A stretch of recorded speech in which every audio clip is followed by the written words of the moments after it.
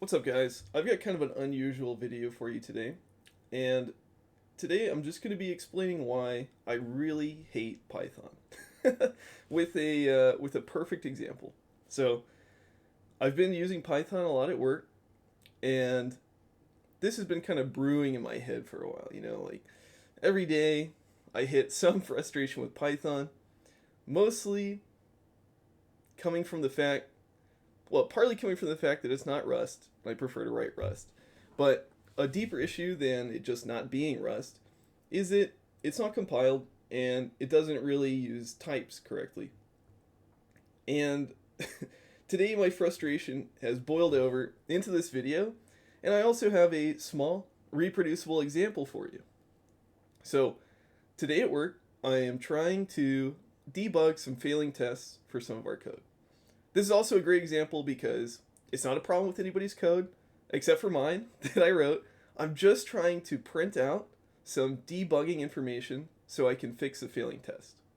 Okay, so as you can see on the screen, basically what I'm doing is we're running some pretty expensive computation in this test, and we get a result back.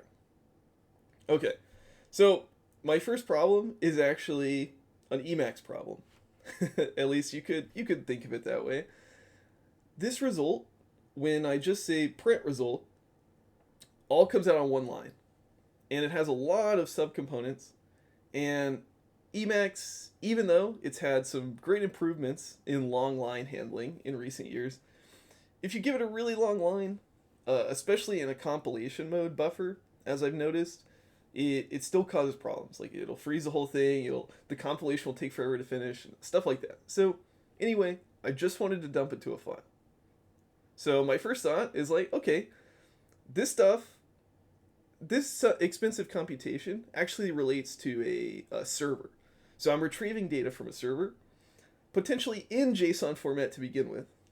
Okay, so my first thought is let's just turn it into JSON, and I can pipe that through JQ or do some kind of processing. I can look at it in less, whatever.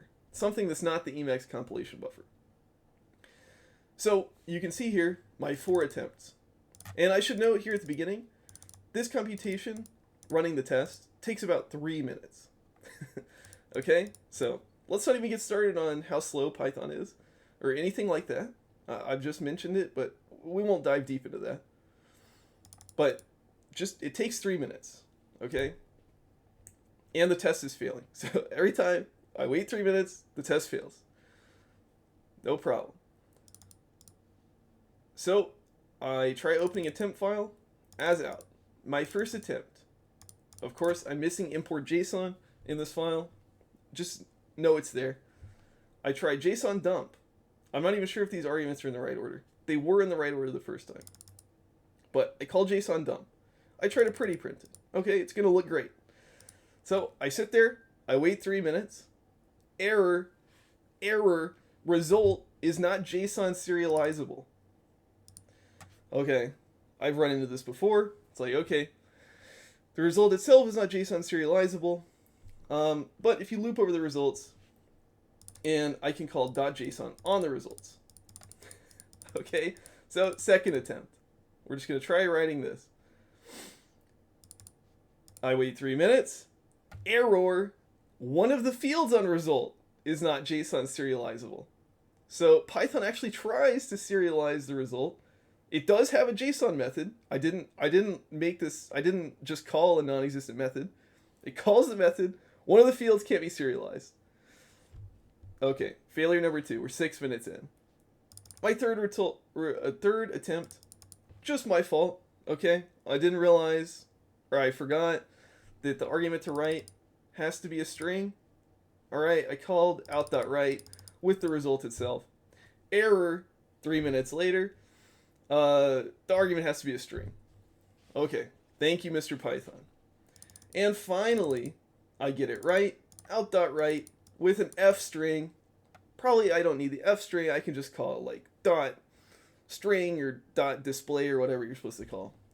But there we go. I finally have the result after 3, 6, 9, 12 minutes plus, you know, the 3 minutes I had just making sure that the test failed initially. The 3 minutes I had to fix my environment. So it's like I'm like 20 minutes into this and I've gotten no work done. Okay? That's Python development right there. Beautiful. Now, why does that mean I hate Python? Like what could be better than this? You just have to call the right methods on the right things.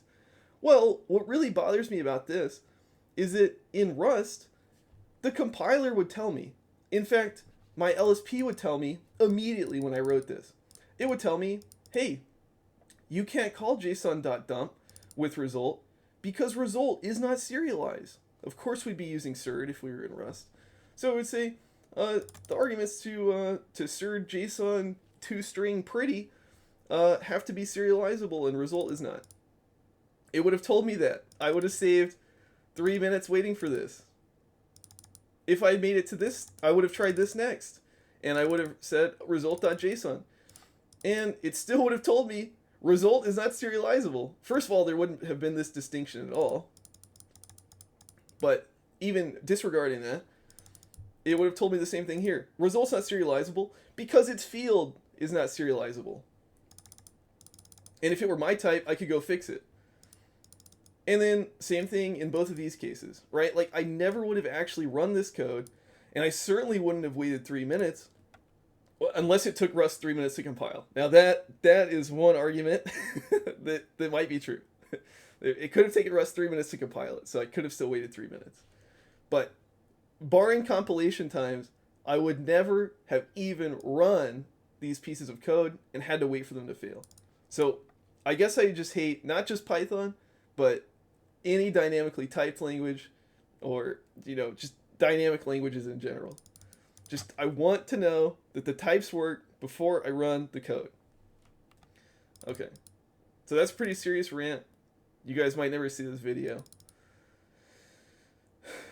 But it felt like a fun one to record. So, you know, let me know down below if you're a Python developer, how do you maintain your sanity in this kind of environment? See you guys next time.